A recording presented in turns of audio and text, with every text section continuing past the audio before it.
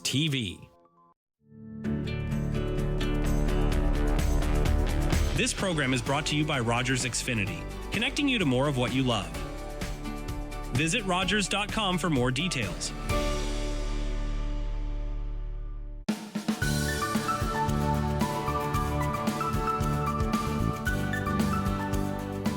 Hello, everyone. Welcome back to another episode of At the Heart of Business. I'm your host, Judith Tate. At the Heart of Business is a conversation with women in business discussing their challenges and successes. My guest today is Alana McClure, and she's the owner of Obsidian Opulence. Welcome, Alana. Thank you for having me. This is so great. Yeah, it's so great to have you on the show again. I think Yeah. you were my second guest Oh, really? ever. Yeah. Yeah, I think it was very early, Yeah. like back in 2021 Yeah. when we started the show. So welcome back. Thanks. So Okay. much has changed. Yeah, so much has changed because I think at the time you were doing photography. I Yeah. had just started a coaching practice. Yeah. And yeah. Oh, okay. So were Yeah. you doing photography and coaching? Yeah. Or? Okay. Yeah. Great. So now you've made a transition into a completely different business. So tell us first what Obsidian Opulence is. Obsidian Opulence is a way of living, Okay. basically. So it's about really getting women, particularly, and men, to the heart of who they are, to the truth of who they really are, Okay. and living really in love with that. Yeah. Yeah. Okay. I know, sounds really like high level, and what the heck is that? Yeah. Yeah. Tell me more. So I had found that most of my life I had spent extremely repressed. And I think most people have done that. You know, like, I have to put on this mask to do this, and I have to do this to do this, and I'm not supposed to be this, and I have to be a good girl, and all of these things. And that really is denying, for the most part, who you actually are. Yeah. And so getting people to get to that point of who they actually are and bringing that part out of them, and it's a whole different world once you bring that out. Okay. Yeah. All right. So let's start by why. Like, what's your why behind doing this business? There's a lot of reasons. I have a PhD in the School of Hard Knocks. And, Oh, wow. Okay. Okay. and once you realize what it's like to live like this, once you realize what it's like to live really curious and effervescent in your life, why would you not want to show other people how to do that? Okay. Are you able to get into anything like a certain time period in your life where it just kind of led you down this road? I'll tell you, in the spring of 23, my dad passed. Oh, okay. And he was in the hospital alone. And I was the last person to speak with him while he was still lucid. And all I could think to say to him was, "It's okay." I didn't know what else to say. I kept saying, "It's okay, it's okay, it's okay." And I think those are really the last words that he heard. And we live, like I was saying a minute ago, our life like things are not okay. Yeah. It's not okay that I didn't get that promotion. It's not okay that this relationship didn't work out. It's not okay that you're being this way. It's not okay that I look like this. My hair's not right. Everything that we do, almost every way of living is filtered through, is this okay? It's not okay. And 9 times out of 10, we land on it's not okay. I'm not perfect enough. And having that moment where I got to express to him that it was okay, whatever was happening was okay, shifted everything. Okay. Yeah. Wow. That's pretty powerful. Yeah. Yeah. Okay. So how can, so you as like a business owner of this new business, like how can you help other business owners? Because like what you're talking about, like it's really deep. Like it goes back to even say childhood. It goes back epigenetically through your ancestry, through your lineage, through how your culture is, what culture you're in, sorry. Yeah. And we're just seeped in this. We're sublimated in all these things that keep us from being who we truly are. Yeah. And as you're living your life being afraid, this isn't okay, I can't do this, I can't be like this, I can't say what I really want to say, how can you run a business successfully like that? How can you Yeah. have a relationship successful like that when everything's not okay? Okay. And then how would you help someone to fix that or Okay. resolve it? So I have 4 pillars Okay. in what we do. The first is the sanctuary, and the sanctuary is about your body. And you cannot, or I've found anyway, at least, you can't move forward in this way of living unless you can feel your body. And your body is typically numb. We've learned to shut things off. Everything from pain and pleasure, we've learned to basically shut it off and ignore it. Yeah. So I help people get back in their body, and I have a variety of body work that we do. And then once your body softens, your shadows start to show. And you can really see the things you've repressed, the things that you're denying, the things that you don't want to see Yeah. because you're beginning to feel again. And so we do, it's like analytical psychology. I'm not a trained psychologist, but we use those principles and help you pick apart your shadows, and your shadows actually become warriors, dance partners. Yeah. And okay. you learn to integrate them, and they become a source of power for you because you don't repress them and you don't deny them anymore. Okay. And once you do that, then you can ritualize pleasure in your life. Before that stage, I've found that most people aren't ready to accept the level of pleasure that they really want. Okay. So awakening your erotic intelligence and bringing that to life.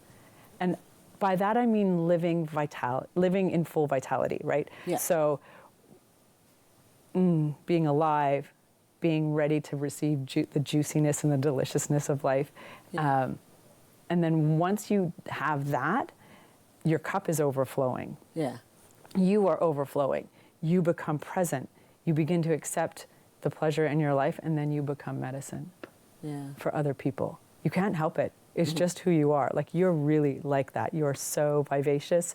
And and that's what people get magnetized to, right? Yeah. And that's where the transition happens. And then when you become medicine, then there's the social reclamation that happens.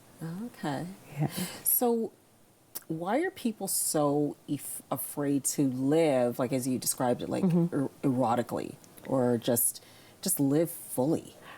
There's a whole bunch of taboos in our society that are around that. And I mean, we could spend an entire episode talking about all the taboos and whatnot. Yeah. This is just about basic fear of rejection. You don't want to be rejected by your tribe. You don't want to be outcast. You want to belong. And because that means your survival, right? Like, if we go way back to anthropological history or whatnot, and I don't have all the right words, but you go way back, and this is what it meant for you to survive. Okay. Yeah. So if you're rejected, you don't get to survive. And we still live that way. Every threatening email, every person that doesn't like you, every party that you don't get invited to Okay. feels like it's life-threatening. Okay. Got it. Yeah.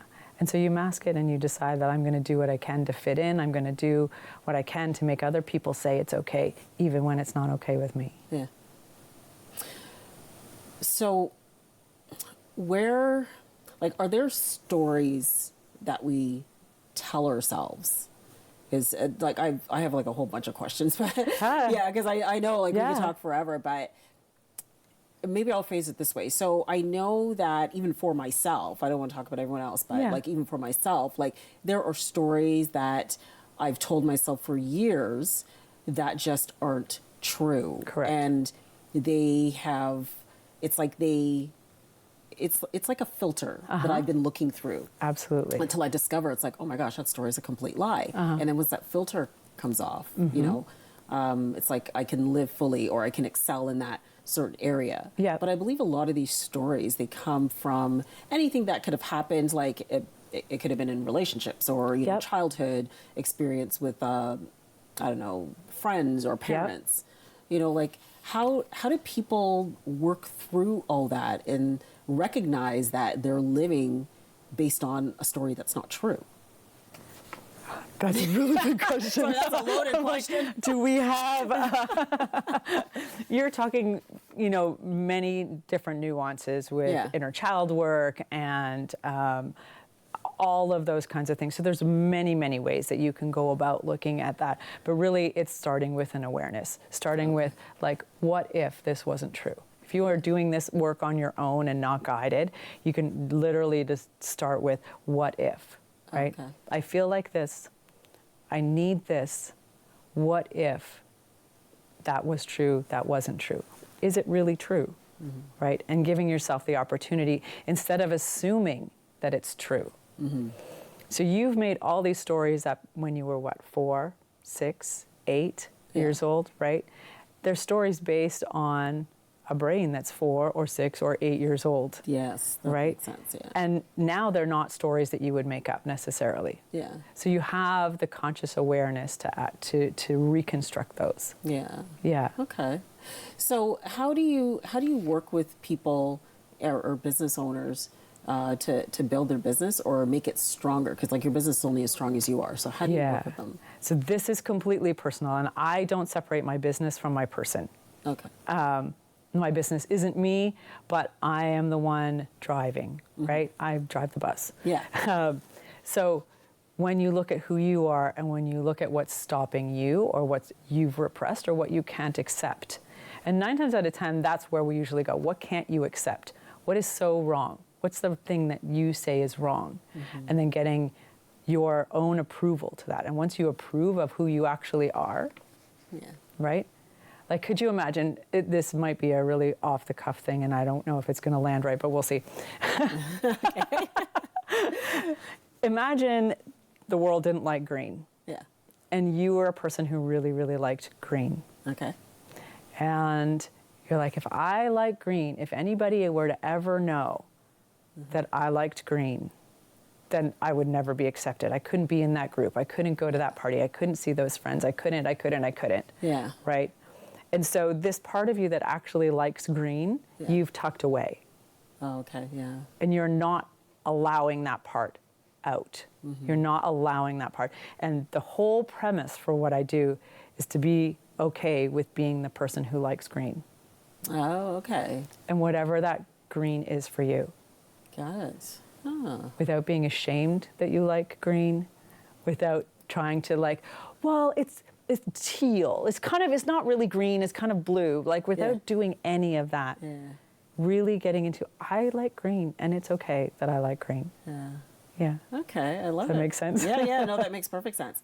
All right, so the kind of work that you do, it's very different. What kind of challenges have you faced with it?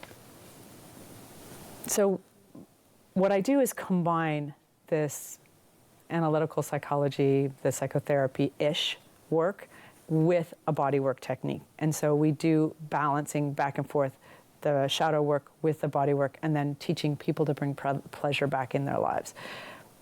Bringing pleasure, people think is an easy button. Oh, I could just do more self-care. I could just have another bubble bath. I could just do something. I'll just drink another glass of wine. And when you do that without actually addressing the mental part of it or the body part of it, it's literally just icing on your cake, right?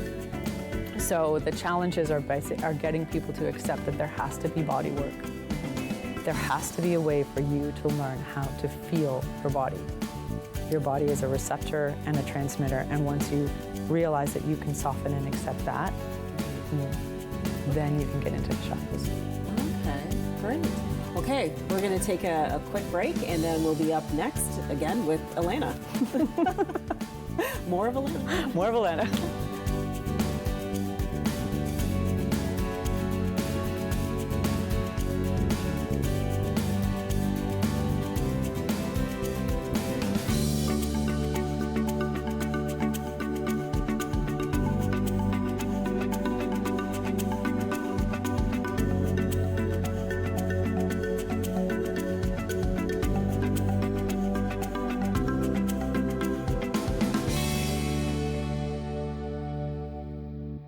After a night out with your friends, there's always options for getting home safely. You could call your BFF, your mom or dad, whoever you can count on for a safe ride home. You could call your favorite cab company or 1-888 taxi guy, or you could use the Arrive Alive smartphone app to help you choose your ride. Be it a friend, transit, or taxi, getting home safely is app easy. Now available for iOS and Android devices. Visit arrivealive.org to find out more. Arrive Alive, drive sober. I'm Anna Cook, host of Inside Durham. Join us Friday at 5 for your front row seat to the people and stories that make Durham Region shine. Real talk, local vibes, and good company, only on Rogers TV.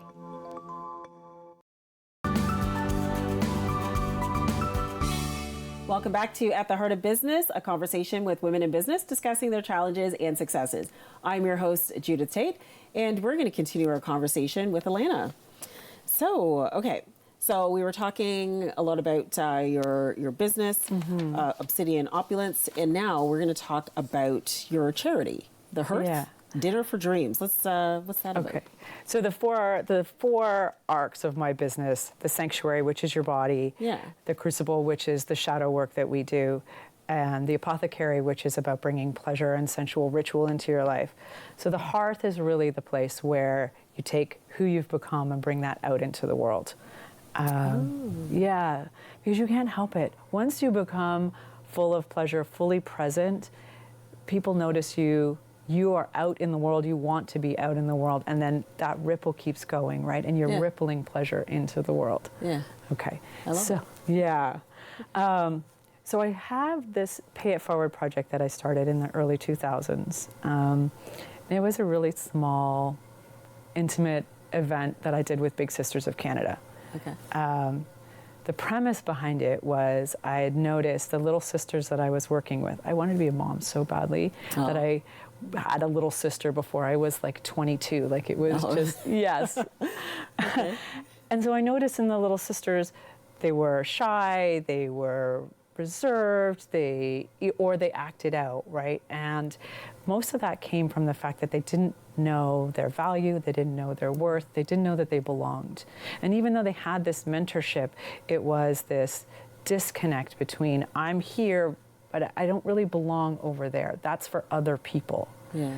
And so I created an event where I brought the Big Sisters and the Little Sisters together in a fine dining environment, and we got them new outfits, and they were all sponsored, and they just had this beautiful evening in a space where they didn't know that they could already belong to. If that makes sense, right? Yeah, that's so nice. So beautiful. I had speakers, we had CEOs and models, and I taught them how to journal and all those things. So like a bunch of 13-year-old girls really learning, yes, I belong. Yeah. And fast forward to now, there's a grown-up version of this that's coming. Okay. And so we're working with women who have been trafficked, sexual assault survivors, domestic violence survivors, and attempt survivors to reconnect them with their worth and their value.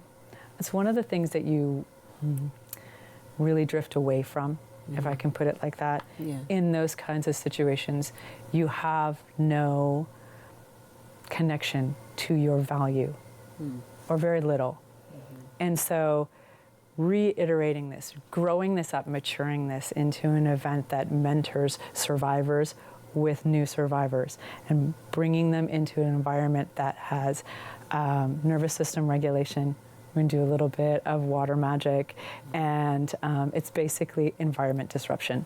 Yeah. So shifting your environment, and we use all these keys as well as curated conversations to have this event, this evening, this space and time where people get to reconnect and reclaim who they actually are. Okay. Wow, that sounds really good. A flavor of it, right? Like you want to get a taste of it. One evening can change your life, but it's like the stepping stone on changing. And so that's where I want to bring this. Yeah. Yeah. So what does it take to just put a charity together? Like what? We're so grassroots right now, and what we're looking for is sponsorship. Oh, okay. Yeah. Good. Yeah, to get this in the right. When you're in a position of needing as much resources as you can, that will help you transition into this environment disruption, into nervous system regulation. So having people that are in your corner, having people sponsor you makes a huge difference. So that's what we're going to start off with, is really getting the foundation set with that. And then hopefully we'll be able to have a live event later spring-ish. Yeah, I love it. That's really good. So why is this part of your business important to you? My PhD from the School of Hard Knocks is really... I love that. that's what basically spurred this on, that I knew that this could be something that is something that makes a big difference for people. And when I was talking about those pillars, this arc of reclamation of who you actually are as a person, it's not even that you're responsible for pouring yourself out into the rest of the world. It says you just can't help it. And once you have these gifts, you become medicine for other people. Yeah. And you do because you want to, because you can't help it. Not because like, oh, I should, and I owe somebody something. This is just a natural iteration, and then it brings everything back together. Yeah. Yeah. Nice. So when it comes to just building a business in general, or even building this business, Yeah. how have you been resourceful? Oh my goodness. I think I'm not that shy in asking for what I need. Oh, good. Love it. And recognizing what I need and basically being aware, right? First step is awareness. Look at what you need, look at where you want to go, look what the end is, the end result you want, and just kind of point yourself in that direction and then be open and curious. So let yourself go to networking events. Let yourself, and if you can't go in person, start with the online Zoom ones. There's tons of them out there that you can connect from your living room and go, hey, I want to do this thing. Yeah. And tell people about what you're doing. And don't be shy about the fact that you don't know what you're doing. I've been in business for 20 years for myself. Yeah. And so I have a lot of experience and a lot of practice falling on my face and standing up again. Yeah. Like, oh, I shouldn't have said that. Oh, that wasn't so polished, you know? Yeah. I think another key is, like, for me, owning the fact that I can be embarrassed and I'm not going to die. Yeah. That's true. Exactly. Like, I just really messed up and that's okay. I'm not going to die. And owning that and being, like, looking for, you know, the gold inside that, so. I really like that you said that, because I think that's why a lot of people, they might not go into business or they won't grow their business because they, like say they did something that where they're embarrassed or they're just afraid, like that fear really holds them back. But with the work that you do, Yes. like you can help people break through those barriers. That's a great circle back, and that's the entire reason, because I used to be afraid to speak to people in general. I would be the girl in the room, at the back of the room, or eating more snacks so that I wouldn't be able to talk to people. If I could have like the snacks and a glass of wine and and I'd be okay not talking to people. I was there, I was networking, but I was petrified. And doing this work, learning how to get into my body, learning how to understand what fear feels like, what excitement feels like, where the difference is, how that navigates through my body, and being okay, really messing up. Yeah. Yeah. And why is it so important to mess up, do you think, in business? Because you never learn anything if you That's don't. right. Yeah, Right? exactly. Like, if you don't mess up, you stay exactly the way you are. You think you've it. That's it. Yeah. Yeah. I really like the messaging that you're putting out there. Like, it's okay, because it is. Maybe that should be my tagline. I don't know. It's okay. It's okay. Like, literally everything is okay. Yeah. This fallacy about perfectionism and that what your idea is perfect and what their idea is perfect, and you're never, everything is perfect the way that it is. We talk about divine timing. We talk about how even the things that you say that you want that you don't get are perfectly right in that moment. You're not supposed to have them. Yeah, exactly. Yeah. So what business insights can you share for, say, someone who's new to business or they're struggling to grow their business out of fear? Stop it. Okay. That's a favorite skit that I have, but it's okay. No, everybody's afraid. Yeah. On some level, everybody's afraid of something. So knowing that, go out and make a mistake. Maybe try and make a mistake. And get your muscle. It's like being in the gym, right? You can't be okay just making one mistake and then trying to be perfect. You just have to do it again and again. Get a mentor, talk to somebody. Yeah, Yeah. I agree. Get out into your community. Talk to people who've started businesses before. Talk to other new people. right? There's tons of new, especially in this community in Durham region, there's tons of smaller businesses of people just starting all the time. Yeah. Talk to them. Yeah. Say something. Yeah. Exactly. All right. And when it comes to just work-life balance, like how do you help people to find that balance? There's no balance. No. There's no balance. Okay. Balance to me is a fallacy. Oh, okay. Yeah. So it's about owning your life, understanding it's perfect exactly the way it is, understanding that there is divine timing. And even if you're spending some time at the office or you're spending some time with your kids, being fully present helps you feel like there's balance. You can't spend 40 hours a week at your job and then tuck your kids at night and say that's balance, right? Yeah. Unless you're present. And when you're at work, and you're really enjoying what you do. Yeah. And when you're at home and you put your kids to bed, you're actually with them Yeah. and not thinking you should be somewhere else. That gives you a sensation of balance. Doesn't make it balanced. Interesting. All right. Yeah. What's been your biggest win that you're so proud of? Oh my goodness. Put me on the spot.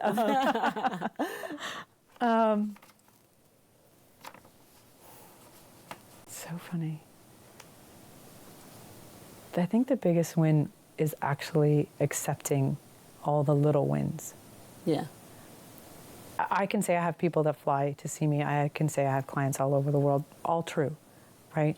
But those little moments of like, yeah, I got up and I love what I do and I do this because I love what I do, even though the task that I'm doing right in this very moment is not something that I love to do. And being aware that you can celebrate yourself in every moment for every little thing. Yeah. Yeah. That's so true. How do you celebrate? If you have a win, how do you celebrate yourself? Oh. I let myself have a good time. Yeah. Like I really let myself. I have been known to like wake up in the morning and have dance parties all on my own in my kitchen.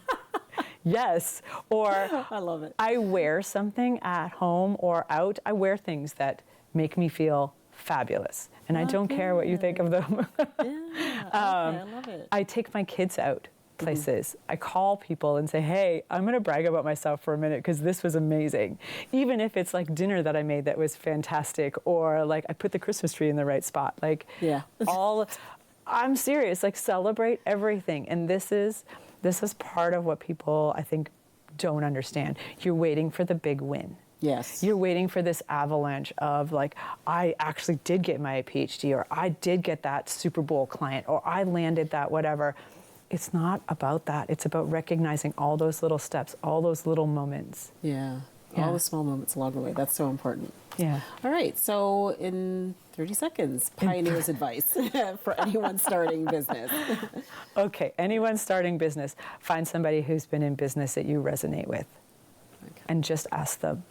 How I started my photography business, I called a master photographer that lived in Texas and said, hey, I'd love to learn from you, but I'm living in Whitehorse. And he's like, that's really funny. I was wanting to figure out how to do this internet thing. This was like early 2000s, before there was like real internet. I just literally called him. That's awesome. He could have said no. I would have had exactly the same thing if he had said no. Just talk to people. Yeah. Great. Thank you so much, Lana. This is great. And thank you so much for watching. We'll see you next time on another episode of At the Heart of Business.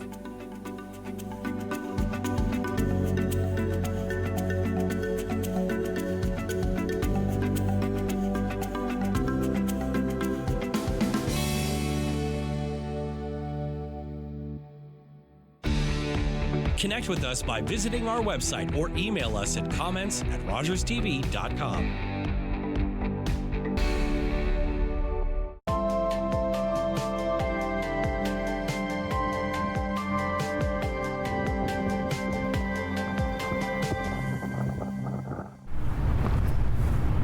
I did it.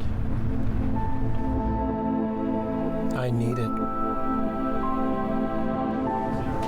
A hero gave it. And I